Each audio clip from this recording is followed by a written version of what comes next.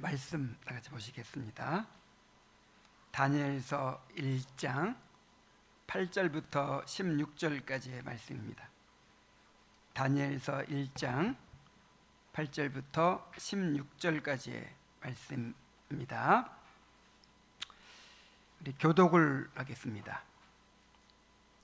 다니엘은 뜻을 정하여 왕의 음식과 그가 마시는 포도주로 자기를 더럽히지 아니하리라 하고 자기를 더럽히지 않도록 환관장에게 구하니 하나님이 다니엘로 하여금 환관장에게 은혜와 긍휼을 얻게 하신지라.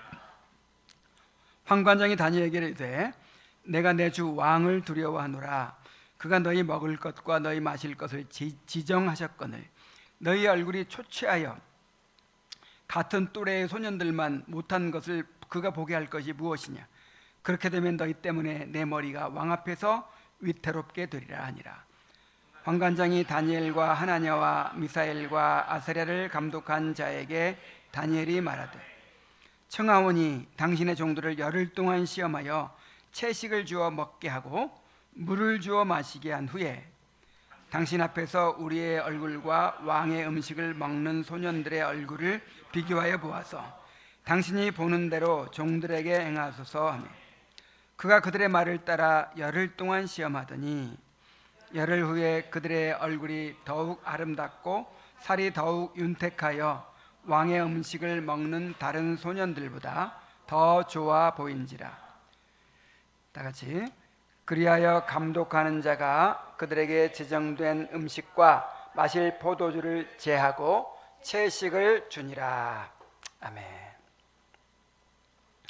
16절까지 읽었는데 오늘은 14절까지만 살펴보도록 하겠습니다. 그 결과를 미리 알고 보라고 16절까지 읽었어요. 우리는 지난 시간에 다니엘과 세 친구가 어떤 시험을 겪었는지를 살펴보았습니다. 그들은 나라가 망하고 바벨론의 포로로 끌려왔으며 바벨론 제국은 그들에게 바벨론의 학문과 언어를 가르치고 왕의 음식과 포도주로 기르고 이름마저 바벨론식으로 바꾸어서 3년 동안 철저하게 세뇌 교육을 시행했습니다. 그 어린 소년들이 언약 백성으로서의 신앙과 거룩함을 지킨다는 것은 인간적으로 볼 때 거의 불가능해 보였어요. 그러나 하나님께서 하시는 일은 정말 놀랍습니다. 그 바벨론 왕궁에서 정말 그보다 더 어려울 수는 없잖아요. 정말 그보다 더 안 좋은 환경일 수가 없잖아요. 그런데 그 바벨론 왕궁에서 다니엘과 같은 그토록 경건한 하나님의 종이 나왔어요. 그 에스겔서에 보면은 욥과 에녹과 다니엘 세 의인을 들잖아요. 당대에도 에스겔은 당대의 선지자인데 다니엘만큼 경건하고 정말 하나님께 헌신된 정말 거룩한 사람이 없었다는 것을 말해주는 것이죠. 야, 정말 놀라워요. 이것은 우리에게 큰 소망과 위로가 됩니다. 하나님은 어느 시대든지 반드시 남은 자를 보존하시는 신실하신 하나님이십니다. 야, 이 세상이 이렇게 변해가는데 타락해가는데 우리 자녀들을 어떻게 경건한 언약의 자손으로 키울 것인가? 이게 정말 가능한 일인가? 막 다들 이렇게 걱정하잖아요. 부정적으로 얘기하잖아요. 그런데 바벨론 왕궁보다 더 어려운 환경이 어디 있어요? 다니엘을 보면서 소망을 가지시기 바랍니다. 뭐 인간적으로 핑계댈 것도 없어요. 다니엘 같은 그런 상황에서도 이렇게 신앙을 지키고 그리고 또 사회적으로 성공하기까지 했어. 다니엘이 정말 귀한 모델이 됩니다. 우리 어린이들, 학생들 정말 다니엘을 모델로 삼으세요. 아, 정말 다니엘 같은 사람이 되겠다. 결심하시기 바랍니다. 자, 오늘 본문은 다니엘과 세 친구가 어떻게 시험을 이기고 승리할 수 있었는지를 보여줍니다. 이 말씀을 통해서 어떤 환경 속에서도 남은 자를 붙들어 보존하시는 하나님을 바라보면서 우리도 승리의 확신을 가지게 되기를 바랍니다. 먼저 다니엘은 뜻을 정했다고 했어요. 다니엘은 언약의 자손으로서 자신의 거룩함을 지키고자 굳게 결심을 했습니다. 자, 8절 보면 다니엘은 뜻을 정하여 왕의 음식과 그가 마시는 포도주로 자기를 더럽히지 아니하리라 하고. 자, 어떻게 뜻을 정했어요? 왕의 음식과 또 포도주로 자기를 더럽히지 않겠다. 다시 말하면 거룩함을 지키겠다. 하나님의 거룩한 백성으로서의 그 정체성을 지키겠다. 이렇게 결심했다는 거예요. 자, 뜻을 정했다는 말은 원어로는 마음 한복판에 무거운 돌을 놓았다, 그런 뜻이에요. 누가 밀어도 어떤 파도가 몰아쳐도 쓸려가지 않도록 마음의 중심을 하나님께 딱 고정시켰다는 뜻입니다. 그냥 그렇게 됐으면 좋겠다, 그렇게 해야지, 이 정도가 아니라 그냥 확고하게 결단을 했어요. 마음을 정했어요. 시편 기자가 이런 말을 한 적 있죠. 내 마음이 확정되고 확정되었사오니. 이렇게 뜻을 정해야 돼요. 그런데 다니엘이 뜻을 정했다고 한 것으로 봐서 아마도 이 4명의 친구들 중에서 다니엘이 리더십을 발휘한 것으로 보여요. 정말 이렇게 리더십이 있는 사람이 있어야 돼요. 그래서 이 세 친구는 다니엘 때문에 다니엘과 함께 교제하고 한 그룹을 이루어서 이렇게 어울리다 보니까 이 다니엘의 그 경건과 또 그 용기와 그 지혜를 함께 배워간 것이죠. 우리 아이들이 이렇게 다니엘 같은 리더로 성장할 수 있도록, 느헤미야와 같은 리더로 성장할 수 있도록 어릴 때부터 리더십을 훈련해야 돼요. 자, 리더십을 훈련하는 것은 가장 기본적으로 나를 다스리는 거죠. 일단 나를 절제할 줄 알고 나를 다스릴 줄 아는 사람이 되면 이제 다른 사람에게도 이제 영향력을 행사할 수 있는 거예요. 나를 절제할 줄 모르고 나를 지킬 줄 모르는 그런 사람은요, 항상 남에게 그냥 끌려다닐 수밖에 없어요. 밖에 나가면. 정말 나를 이기는 사람이 되시기 바랍니다.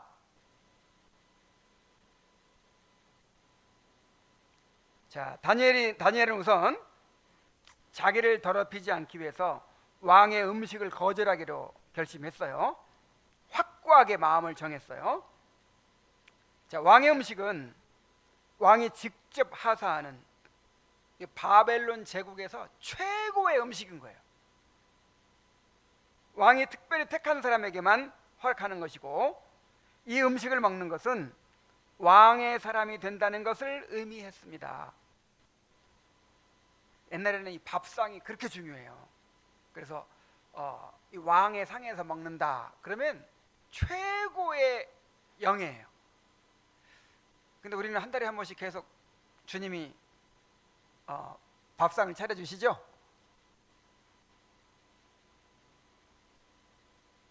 야, 근데 누구의 상이에요? 황제, 페르시아 황제 상에서 먹어요. 자, 그런데 그 왕의 음식을 거절해? 이것은요, 왕에 대한 반역이에요. 그래서 나는 왕의 음식 안 먹을래요. 그럼 어떻게 돼요? 그냥 그냥 죽는 거예요. 왕이 한번 노하면 어떻게 됩니까?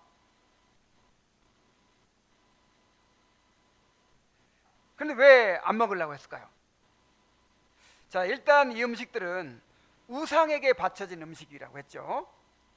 그리고 율법이 금하는 부정한 동물들이 포함되어 있었을 거예요. 자, 유대인들은 레위기 11장에 나오는 부정한 동물의 고기를 안 먹죠. 돼지고기라든지 뭐 비늘 없는 물고기라든지 뭐 이런 거 안 먹잖아요. 그리고 또 한 가지 있어. 이 도살하는 방법이요, 피를 완전히 빼는 방법으로 도살을 해야 돼요. 이게 이제 그 이슬람 사람들도 그렇게 하죠. 뭐 할랄 식품이라 그래가지고. 그 유대인들은요, 아무 식당에 가서나 안 먹어요. 이 고기가 완전히 그 유대 그 모세 오경에 기록된 방법대로 도살되었는가. 고기를 먹는데 피째 먹지 말라 그랬잖아요. 그러니까 피를 완전히 빼야 돼. 그래서 어렸을 때 이제 우리 아버지가 그 닭을 잡을 때는 항상 어떻게 잡냐면 목을 칼로 딱 쳐가지고 이렇게 피를 완전히 빼요. 어쨌든 자, 이렇게 피를 빼야 되는데 지금 이 바벨론 사람들은 그런 거 알겠어요, 모르겠어요? 피가 있어야 맛있지. 그래가지고 피째 먹게 된단 말이야. 그래서 이런 것들 내가 먹지 말아야겠다 결심했다는 거예요. 자, 그러나 단순히 율법의 규례 때문만은 아니었어요. 칼빈은 다니엘에게 단순히 율법의 규례를 지키는 것 이상의 절제를 통해서 자신을 지키고자 하는 거룩한 목적이 있었다고 말합니다. 다니엘이 왕의 진미를 거절한 것은 스스로를 이방인의 방탕함과 사치에 물들지 않게 하고 하나님의 백성으로서 절제된 삶을 살기 위함이었다. 그는 기름진 음식과 술이 자신의 영적 감각을 둔하게 만들 것을 경계했다. 야, 정말 놀랍지 않을 수 없어요. 자, 포로로 지금 잡혀왔잖아요. 포로로 잡혀와서 강제로 지금 사육을 당하는 건데 그 어린 소년들이 우상에게 바쳐진 고기 먹고 또 피째 먹고 뭐 이런다고 해서 누가 비난할 사람이 있을까요? 누구도 비난할 수 없어요. 하나님도 아마 용서하실 거예요.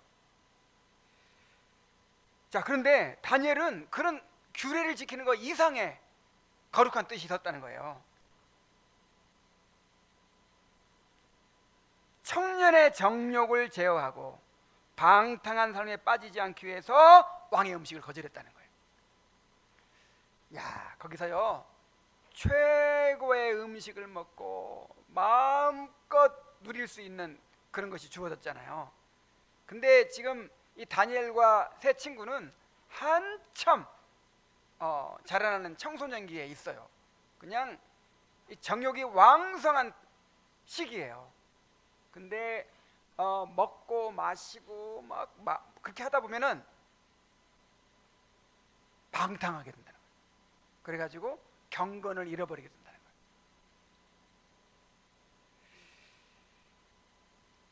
그래서 이 절제하기 위해서 정말 여기서는 정신 차려야 돼. 여기서는 정말 내가 무절제한 삶과 방탕에 빠지면 안 돼. 정말 경건한 삶을 훈련해야 돼. 자, 이런 정신이 투철했기 때문에 왕의 음식을 거절했다는 거예요. 자, 그걸 뭘로 봐서 또 알 수 있냐면, 자, 포도주는 구약율법에 금한 것이 있어요, 없어요? 없어요. 포도주는 우상에게 바치는 것도 아니고 또 뭐 부정한 음식이 아니에요. 포도주는 먹어도 돼요. 포도주는 음식이야, 음식. 유대인들도 다 먹어요. 그런데 왕의 음식만 거절한 게 아니라 뭐도 거절했어요? 포도주도 거절했어요. 그러니까 유대인들이요, 이 포도주는 그냥 먹어도 되는 음식인데 어떨 때 포도주를 금하냐면 정말 자기를 경건하게 그렇게 자기를 지키고 싶을 때 특별히 이 포도주를 삼갑니다. 나시린들이 포도주를 금하죠. 또 레갑 족속이 우리는 포도주를 먹지 않겠습니다 하고 결심하고 계속 그걸 지켰다고 하잖아요. 다니엘이요, 이 바벨론 왕궁에서 이 어린 마음에 여기서 정말 정신 차리지 않으면, 여기서 그냥 다른 친구들처럼 그냥 주는 대로 먹고 마시고 어울려서 놀고 막 이러다 보면 내가 타락하게 된다. 내 신앙 지킬 수 없다. 내가 이 왕의 음식을 거절해야겠다. 포도주를 먹지 말아야겠다. 대신 포도주에 뭘 먹겠다? 물을 먹겠다. 채식과 뭘 먹어요? 물을 먹겠다. 정말 보통 결심이 아닐 수 없어요. 자, 우리도 바벨론과 같은 이 세상에서 신앙을 지키기 위해서는 다니엘처럼 뜻을 정해야 합니다. 자, 뜻을 정한다는 것은 시험이 오기 전에, 위기가 닥치기 전에 미리 결론을 내리고 나아가는 것입니다.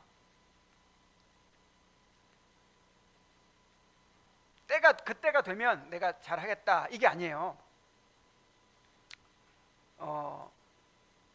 그 상황이 오면 그때 가서 내가 잘하겠다 뭐 이런 게 아니에요. 미리부터, 그 일이 벌어지기 전부터 확고하게 뜻을 세우는 것이죠.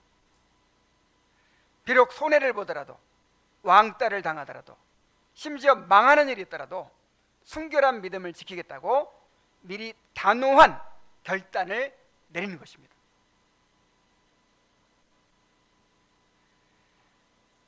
뜻을 정하지 않은 사람에게는 항상 변명과 핑계가 따르지만 뜻이 있는 곳에 길이 있고 방법이 생깁니다. 어떤 사람들은 요즘 내가 복잡하고 어려운 일이 많아서 주님을 찾기가 어려워요 이러죠. 근데 어떤 사람은요, 요즘 내가 복잡하고 어려운 일이 많아가지고 주님을 찾지 않을 수가 없어요. 누구 말이 맞아요? 누구 말이 맞아요? 둘 다 맞아요. 둘 다. 어떤 차이입니까? 한 사람은 뜻을 정했어요. 내가 주님과의 교제를 우선순위로 삼고 살겠다. 난 주님 떠나면 나는 죽는다. 내가 주님을 놓치지 않겠다. 확고하게 뜻을 세웠기 때문에 오히려 어떤 시험이 오히려 기도 제목이 되는 거예요. 오히려 주님을 더 의지할 그런 이유가 되는 거예요. 근데 뜻을 정하지 않았어. 그냥 환경에 따라서 물결치는 대로 이리저리 흔들리는 사람은요, 온갖 핑계가 많아. 변명이 많아. 그래, 들어보면 다 옳아요. 요즘 직장이 이렇게 바빠가지고 뭐 기도할 시간이 안 나고, 요즘 몸이 너무 안 좋아가지고 뭐. 근데 또 뜻을 정한 사람은요, 요즘에 나한테 일이 너무 많아가지고 정말 기도 없이는 안 돼요. 유혹이 너무 많고 시험이 많아가지고 어떻게든 내가 교회 가서 말씀을 들어야 돼요. 이런단 말이에요. 결국 문제는 환경이 아니라 하나님 앞에서 흔들리지 않는 의지와 결단이 있는가 하는 것입니다. 하나님은 뜻을 정한 사람을 도와주세요. 어떤 사람 도와주세요? 뜻을 정한 사람. 뜻이 없어. 확고한 뜻이 없어. 그냥 그런 환경이 주어지면 그냥 하고, 안 주어지면 내가 못하겠다. 이런 사람은요, 못하게 돼 있어요. 절대 못하게 돼 있어요. 언제나 환경이 우리를 도와주는 법 있습니까? 잘 되면 잘 돼서 못하겠다 그러고, 뭐 안 좋은 일 있으면 안 좋은 일 때문에 못하겠다고 하고, 항상 못할 이유만 생기는 것이 우리의 삶이에요. 뜻을 정하시기 바랍니다. 우리 학생들, 우리 어린이들 정말 뜻을 정하세요. 어렸을 때부터 뜻을 확고하게 정하세요. 내가 정말 언약의 자손으로 살겠다. 이렇게 아주 정말 중요한 방향을 이제 정하는 그런 뜻도 있지만, 구체적으로 나는 절대로 술을 입에 대지 않겠다, 뜻을 정하세요. 나는 절대로 그 야동 같은 거, 애들이 막 그런 거 보여주고 막 하더라도 나는 절대로 보지 않겠다.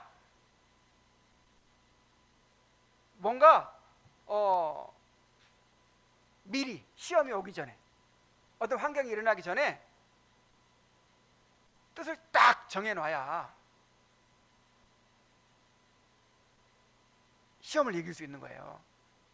뜻을 정하고 하나님의 은혜를 구하는 사람을 하나님이 도와주십니다. 내가 주일을 성수를 반드시 하겠다, 뭐 구체적으로 그렇게 확고하게 뜻을 정하시기 바랍니다. 자, 뜻을 정했어요. 자, 뜻을 정하고 가만히 앉아 있지 않았어요.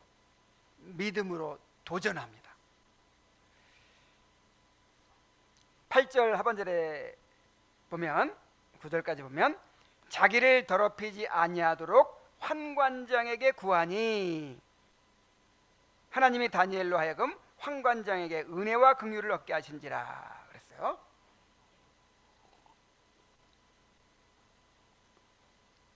자, 환관장에게 구했다는 것 자체가 엄청난 용기예요. 이 도전이에요. 자, 환관장, 그러니까 뭐 내시들의 우두머리 정도로 생각하기 쉬운데, 당시 바벨론 제국에서 왕의 최측근으로서 막강한 권력자였어요. 이 제국의 실세였어요. 그런데 다니엘은 지금 어린 소년이에요. 이 화평이나 화랑이 만한 그런 어린 소년이야. 그런데 그렇게 어린 아이가 감히 환관장에게 가서 요구하는 거예요. 나는 왕의 음식을 먹지 않겠습니다. 채식과 물만 먹겠습니다.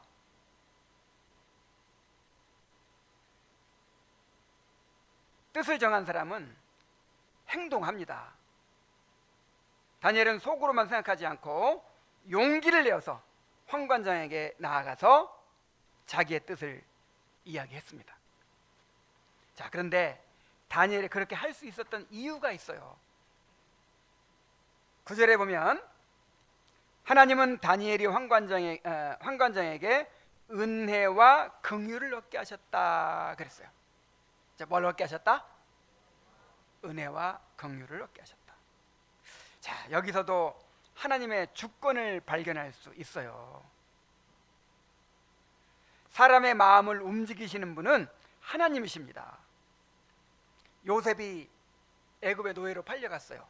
누구네 집에 갔죠? 보디발의 집에 갔어. 그런데 하나님께서 보디발에게 은혜를 얻게 하셨다 그랬어요. 이 보디발이 요셉을 좋게 봤어요. 그리고 이쁘게 봤어요. 그래가지고 요셉에게 자꾸 잘해주려고 하고 나중에 가정의 총무로 삼았죠. 그런데 누명을 쓰고 감옥에 갇혔거든요. 근데 또 뭐라고 그랬어요? 간수장에게 은혜를 입게 하셨다 그랬어요. 간수장이 그 요셉을 특별히 잘 봐가지고 그냥 요셉한테 잘해주는 거예요. 그리고 나중에는 네가 이 죄수들 관리 좀 해라, 맡겨줘요.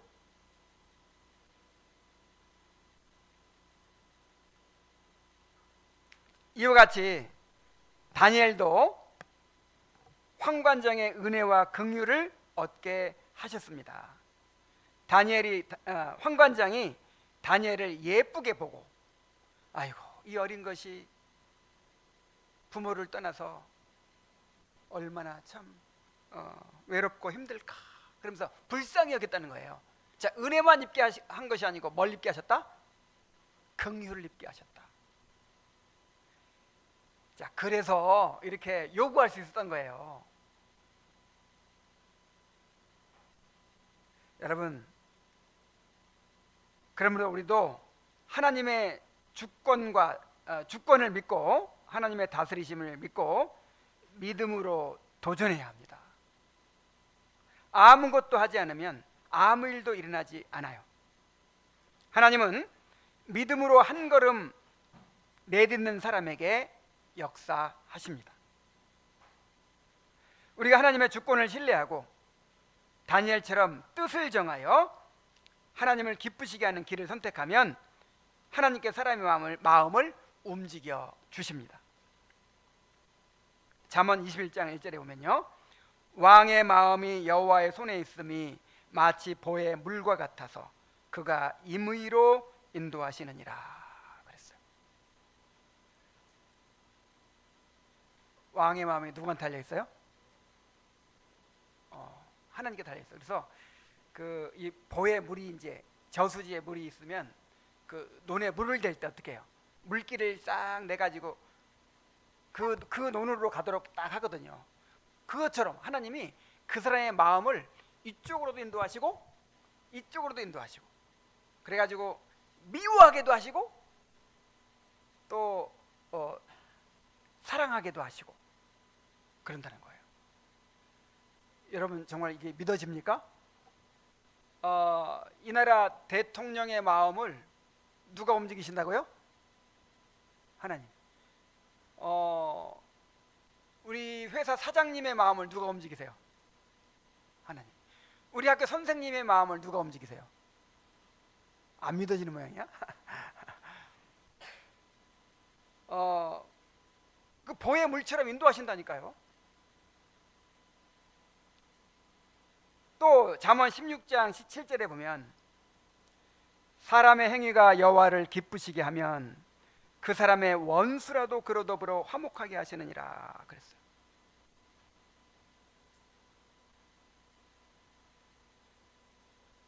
자, 원수와 화목하는 것도 누가 하게 해주셔야 돼요?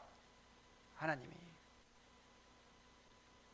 화해하러 나갔다가 더 대판 싸우잖아요. 근데 하나님께서 또 마음을 바꿔주셔가지고 화목하게 해주십니다. 어떤 사람한테? 여호와를 경유하는 사람한테.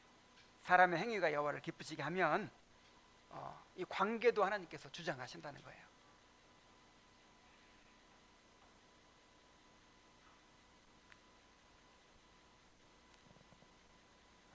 그래서 이 사람의 마음을 움직이시는 것은 하나님이시다. 뭐 하나님 허락지 않으면 어쩔 수 없죠. 그러나 하나님께서 사람의 마음을 움직이신다는 것을 믿고 다니엘이 이렇게 도전한 거예요. 자, 이렇게 믿음으로 도전하시기 바랍니다. 내 신앙을 지키기 위해서 믿음으로 도전해야 돼요.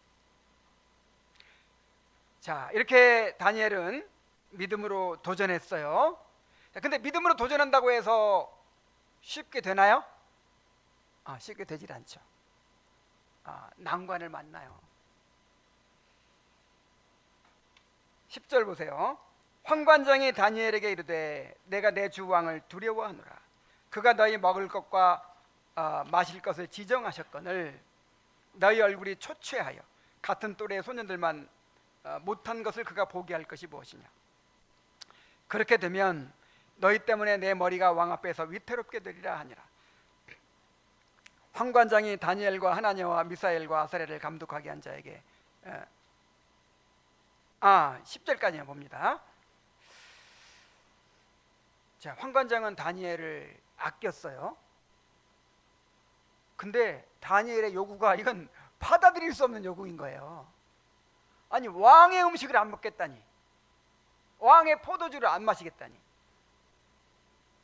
상식적으로 최고의 진미를 먹는 사람들과 그냥 채식만 하고 물만 마시는 사람하고 결과가 어떻게 달라지겠어요? 그래가지고 거절을 합니다. 안 된다. 자, 느부갓네살 왕은 아주 그냥 포악한 사람이었다고 해요. 나중에 나옵니다. 자, 꿈꾸고 나서 내 꿈 해몽해라 하고 불렀죠. 모든 박사와 술객들을 다 불러가지고 내 꿈을 해몽해라. 근데 꿈도 안 가르쳐주고 꿈부터 알아맞힌 다음에 해몽해라 그랬죠. 못 알아맞히면 다 죽이겠다. 그래가지고 실제로 막 그냥 못 알아맞히니까 한꺼번에 모든 전국의 박사들, 술객들 다 죽이려고 했었잖아요. 아주 성격이 포악하고 무서운 사람이었다고 해요.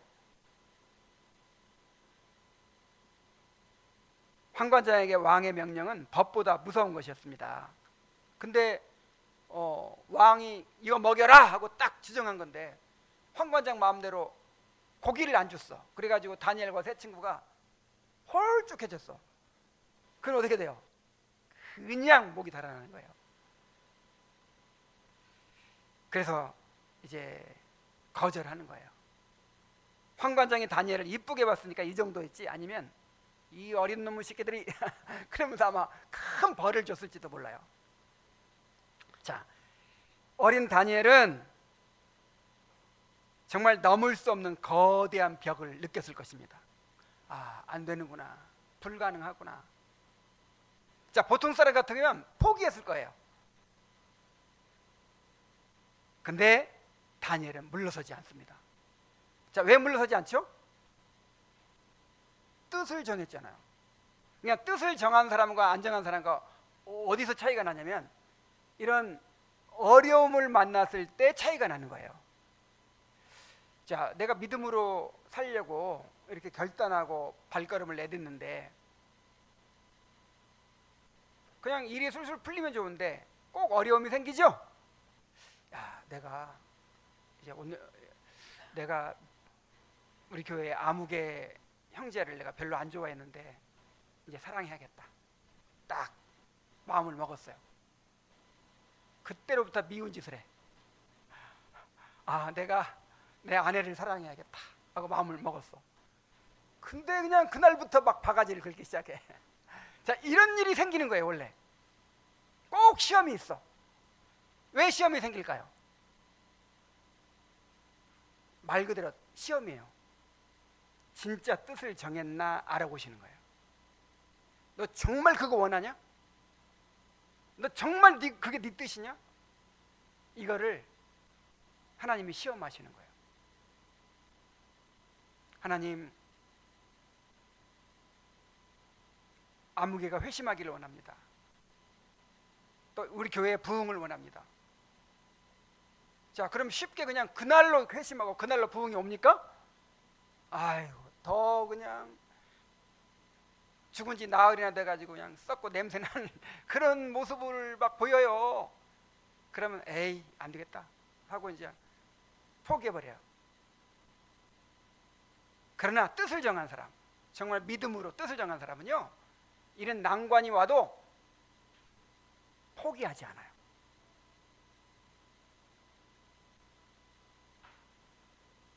자, 다니엘이 어떻게 했습니까? 환관장의 허락을 받지 못하자 그는 전략을 바꿉니다. 환관장의 부하로서 자기들 4명을 직접 담당하는 감독관을 찾아가서 다시 부탁합니다. 자, 다니엘에게는 최고 책임자가 안 되면 실무자를 통해서라도 길을 뚫겠다는 집요함이 있었어요. 그는 무조건 안 먹겠다는 것이 아니라 열흘만 시험해보자는 기막힌 대안을 찾아내서 설득을 합니다. 그리고 기어이 뜻을 이루고야 맙니다. 뜻을 정한 사람은 쉽게 포기하지 않습니다. 자, 많은 사람들이 한두 번 시도해보고 안 된다고 너무 쉽게 포기하죠. 이 뜻을 제대로 정한 거예요, 안 정한 거예요? 뜻을 정하지 않은 거예요. 그냥 그런 환경이 주어지면 하겠다, 뭐 이렇게 해가지고는 안 된다니까요. 그러나 뜻을 정했다는 것은 될 때까지 길을 찾겠다는 것입니다. 여러분, 안 되면 포기해야 될 문제가 있고요, 될 때까지 길을 찾아야 되는 문제가 있어요. 예를 들어서 자, 포기해야 될 문제는 어떤 게 있을까요?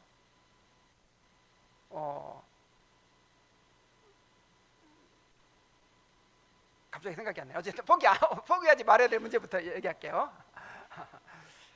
예를 들어서 우리 교회가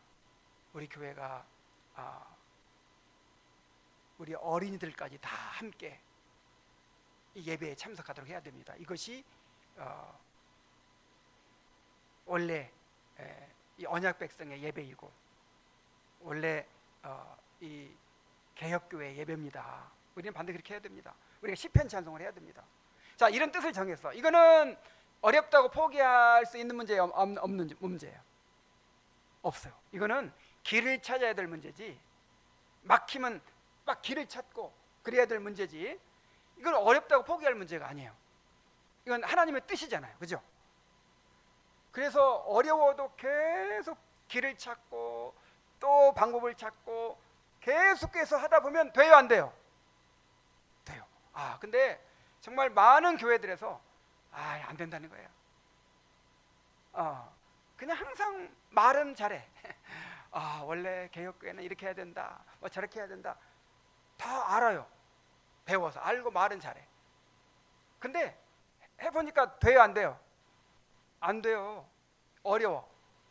이거 해보니까 이런 문제 때문에 안 되고 저런 문제 때문에 안 되고, 강해 설교를 하려고 해보니까 교인들이 너무 어려워해서 안 되고, 교리문답 설교를 좀 해보려고 하니까 그거 다 졸아서 안 되고, 그리고 그렇게 못하는 거예요. 뜻이 있어요, 없어요? 지금 뜻이 없어.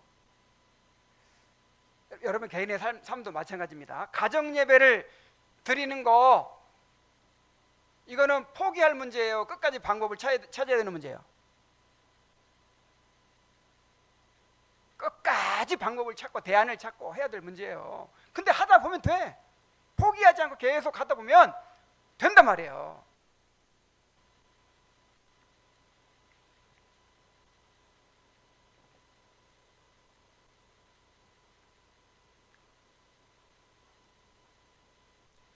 자, 이렇게 다니엘처럼 믿음을 가지고 끝까지 길을 찾아내는 사람에게, 포기하지 않는 사람에게 하나님께서 역사하십니다. 하나님이 도와주십니다. 자, 다니엘은 감독관에게 가능한 대안을 제시하고 설득해서 끝내 허락을 얻어내고야 맙니다. 12절부터 14절입니다.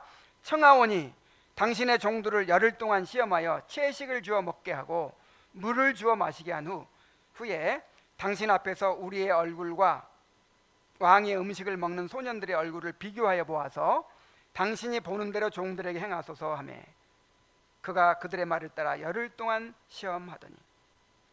자, 다니엘은 무조건 안 먹겠다고 고집 피우지 않았어요. 감독관이 감당할 수 있는 범위 안에서 열흘간의 테스트를 제안했습니다. 참, 어떻게 이런 지혜로운 제안을 할 수 있었는가 몰라요. 나 감독관한테 나 왕의 음식 먹지 않겠습니다. 그럼 감독관이 이건 자기 권한 밖에 벗어나는 일이야. 황관장도 이걸 결정하지 못하는데 그 실무자가 어떻게 이걸 결정해요? 그러니까 실무자 선에서 결정할 만한 그런 이제 대안을 가지고 간 거죠.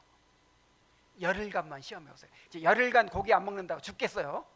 그러니까 열흘간만 시험해보고 그래도 안 되면 막 받아들이겠습니다. 그래가지고 허락을 받았어요.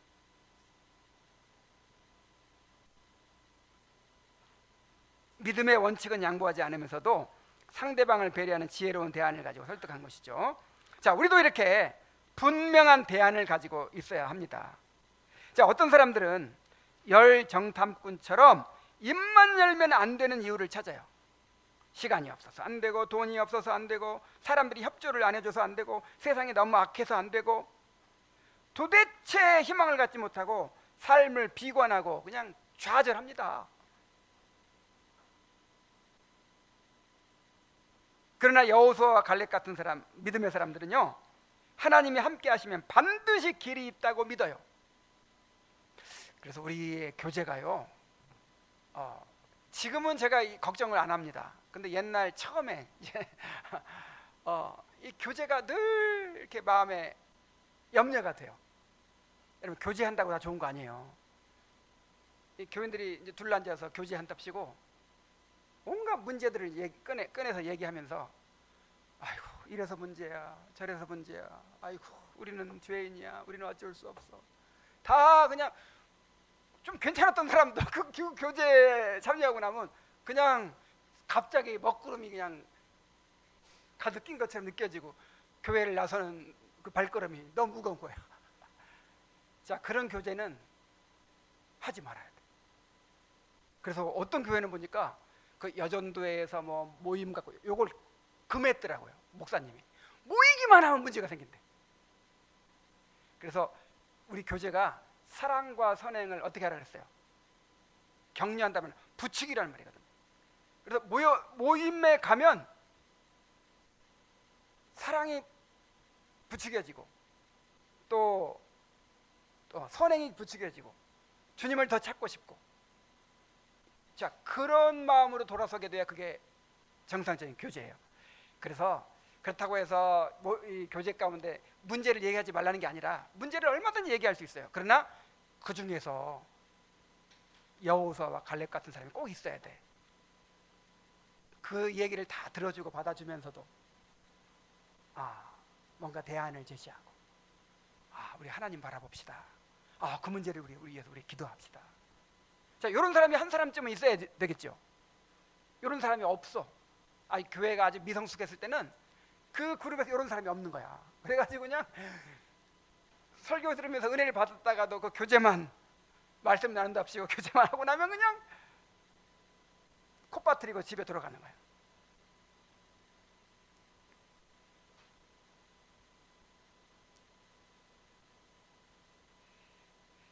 자, 이렇게 대안을 찾는 사람들이 있어요.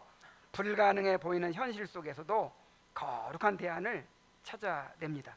직장에서도 나는 예수 믿으니까 술 안 마셔요. 그렇게 하지 않습니다. 사장님, 내가 술은 안 마십니다. 대신 내가 직원들의 화합을 위해서 내가 더 노력하겠습니다. 나는 주일날은 절대 일 못해요. 그걸로 끝나는 게 아니라 나는 주일은 생명처럼 지키는 사람입니다. 대신 평일날 더 열심히 일해서 성과를 내겠습니다. 자, 이렇게 대안을 제시하는 사람이 되어야 돼요. 길이 있어요. 자, 이를 위해서는 주님의 은혜가 필요합니다. 자, 이렇게 다니엘처럼 이렇게 한다고 해서 다 되겠어요, 안 되겠어요? 여러분 생각해 보세요. 다니엘이 이렇게 믿음으로 도전하고, 그 다음에 안 되니까 또 길을 찾고, 그 다음에 가능한 대안을 찾고, 자, 이렇게 하기까지 기도를 많이 했을까요, 안 했을까요? 기도하면 사자굴에 던져놓는다는 그런 법령을 알고도 기도한 사람이잖아요. 기도 열심히 했을 거예요. 그리고 내 친구들이요, 함께 그냥 정말 하나님 우리와 함께 해달라고, 우리가 뜻을 정했으니까 우리를 도와달라고, 정말 이 바벨론 왕궁에서 우리가 언약의 자손으로서 믿음을 지키게 해달라고 간절히 기도했을 거예요. 이러한 기도 가운데서 채식만 해도 왕의 음식을 먹는 소년들보다 더 건강할 수 있다는 확신을 얻게 되었고, 감독관들에게 자기들을 시험해보라고 자신 있게 대안을 제시할 수 있었던 것입니다. 우리에게는 경건이 실력이에요. 뭐가 실력이에요? 자, 세상은 돈이 실력이고 인맥이 실력이고 스펙이 실력입니다. 그러나 잠언을 보세요, 전도서를 보세요, 시편을 보세요. 하나님의 백성에게는 경건이 실력입니다. 하나님을 경외하는 데서 세상을 이길 믿음이 나오고, 대안을 제시할 지혜가 나오고, 죽음도 불사할 용기가 나옵니다. 잠언을 보니까 하나님을 경외하면서 재물이 나와요. 그리고 명예가 나와요. 건강이 따라와. 안전이 따라와. 내 자녀들 잘 키우는 것도 하나님 경외하면 된대. 하나님을 경외하는 자에게는 견고한 의뢰가 있나니 그 자녀들에게 피난처가 있으리라. 우리에게는 뭐가 실력이에요? 경건이 실력이에요. 이 다니엘이 어떻게 믿음의 승리를 했을까요? 똑똑해서요? 경건해서 거룩함을 지켰기 때문에 바벨론 왕궁에서 승리한 거예요.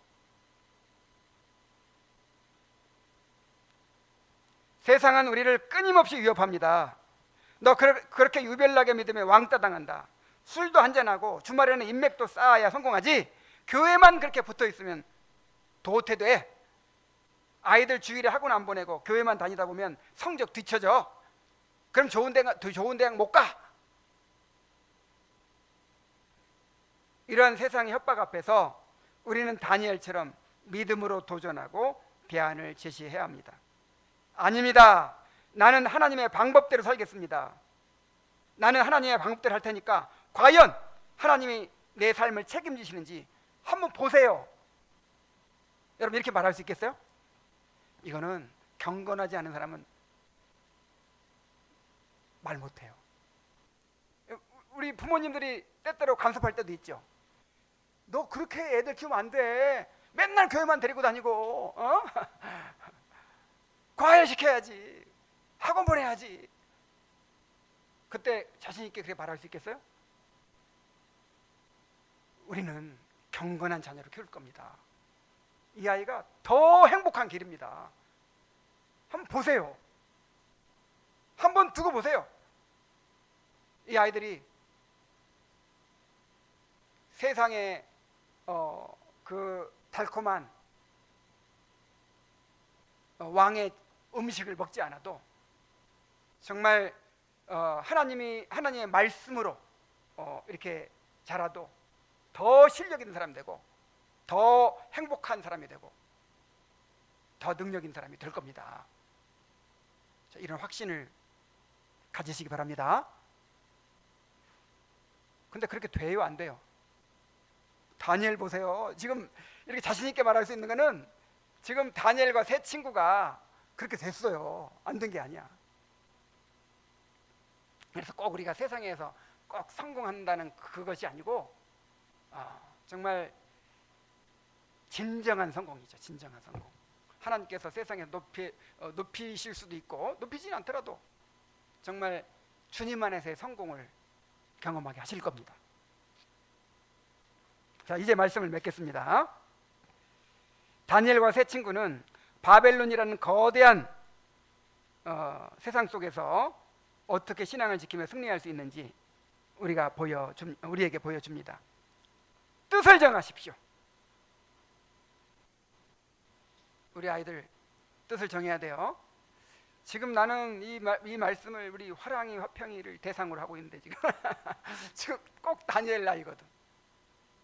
근데 화랑이 화평이가 오늘은 이렇게 피곤하네. 말씀을 잘 나중에 꼭 한번 더 다시 들으세요. 그리고 뜻을 정해야 돼. 지금 이때 뜻을 정할 때예요. 뜻을 정할 때. 신앙생활은 상황을 봐가면서 하는 것이 아닙니다. 시험이 닥치기 전에, 위기가 오기 전에 나는 하나님의 언약 백성이다 라는 정체성의 인생의 닻을 굳건하게 내리는 것입니다.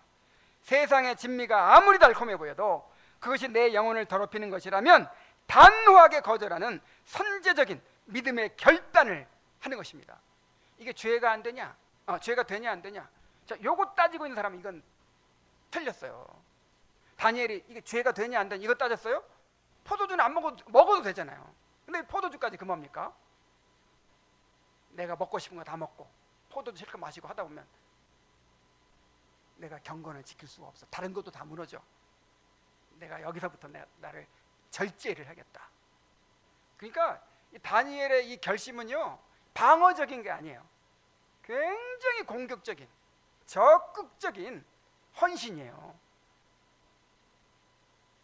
뜻을 정하시기 바랍니다. 뜻이 없는 사람 정말 이건 안 돼요. 정말 확고하게 뜻을 정하십시오. 그 다음에 믿음으로 도전하십시오. 뜻을 정했다면 세상의 방식대로 살지 않으면 망한다는 위협에 굴복하지 마십시오. 다니엘처럼 어려움을 만나도 쉽게 포기하지 말고 기도하며 길을 찾으십시오. 상황을 탓하며 핑계를 대거나 무리하게 자기 고집만 주장하는 사람이 되어서는 안 됩니다. 다니엘처럼 지혜롭게 믿음으로 대안을 제시하는 사람이 되십시오. 이를 위해서 경건의 실력을 기르십시오. 우리 자녀들을 정말 다니엘 같은 경건한 자녀로 길러내십시오. 그래 뭐 경건해서 우리는 다 나온다니까. 돈도 나오고 신랑감 신부감도 나오고 또 뭐 명예도 나오고 우리는 경건해서 다 나와요. 성경 찾아보세요. 경건이 실력입니다. 우리 한번 따라해 봅시다. 경건이 실력이다. 자, 이 말씀을 마음에 새기시기 바랍니다. 자, 이제 우리 기도합시다.